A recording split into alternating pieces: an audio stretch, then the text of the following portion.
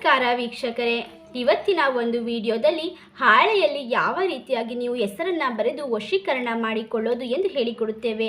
ನೀವು ಯಾವುದೇ ಒಂದು ವಶೀಕರಣ ತಂತ್ರವನ್ನು ಮಾಡುವ ಮುನ್ನ ನಂಬಿಕೆಯಿಂದ ಶ್ರದ್ಧಾ ಭಕ್ತಿಯಿಂದ ಮಾಡಿದರೆ ಮಾತ್ರ ನಿಮಗೆ ಅದು ಫಲವನ್ನು ಕೊಡುತ್ತದೆ. ನೀವು ಯಾವ ವ್ಯಕ್ತಿಯನ್ನು ಇಷ್ಟಪಡುತ್ತೀರಾ ಅಂತಹ ವ್ಯಕ್ತಿಯನ್ನು ಯಾವ ರೀತಿಯಾಗಿ ವಶೀಕರಣ ಮಾಡಿಕೊಂಡು ನೀವು ಇಷ್ಟಪಟ್ಟಂತೆ ನೀವು ಹೇಳಿದ ರೀತಿ ಕೇಳುವಂತೆ ಮಾಡೋದು ಎಂದು ತಿಳಿದುಕೊಳ್ಳೋಣ. ಅದಕ್ಕೂ ಮುನ್ನ ನಿಮ್ಮ ಜೀವನದಲ್ಲಿ ಇರುವಂತಹ ಎಲ್ಲ ರೀತಿಯ ಕಠಿಣ ಗುಪ್ತ ಘೋರ ಸಮಸ್ಯೆಗಳಿಗೂ ಕೂಡ ಸ್ಕ್ರೀನ್ ಮೇಲೆ ಕಾಣುವ ಗುರೂಜಿ ನಂಬರ್ಗೆ ಕರೆ ಮಾಡಿ.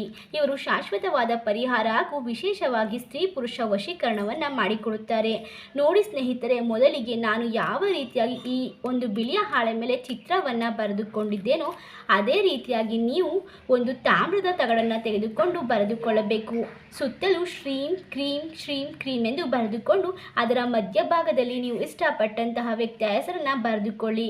ನಂತರ ಅದಕ್ಕೆ ಅರಿಶಿನ ಕುಂಕುಮವನ್ನು ಹಾಕಿ ಆ ಒಂದು ತಾಮ್ರದ ತಗಡನ್ನು ನಿಮ್ಮ ಪರ್ಸ್ನಲ್ಲಿ ಇಟ್ಟುಕೊಳ್ಳಬೇಕು.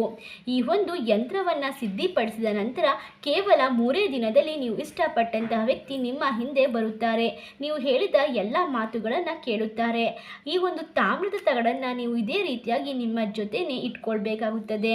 ಈ ಒಂದು ತಂತ್ರದ ಬಗ್ಗೆ ಹೆಚ್ಚಿನ ಮಾಹಿತಿ ಬೇಕಾದಲ್ಲಿ ಸ್ಕ್ರೀನ್ ಮೇಲೆ ಕಾಣುವ ಗುರೂಜಿ ನಂಬರ್ಗೆ ಕರೆ ಮಾಡಿರಿ. ಧನ್ಯವಾದಗಳು.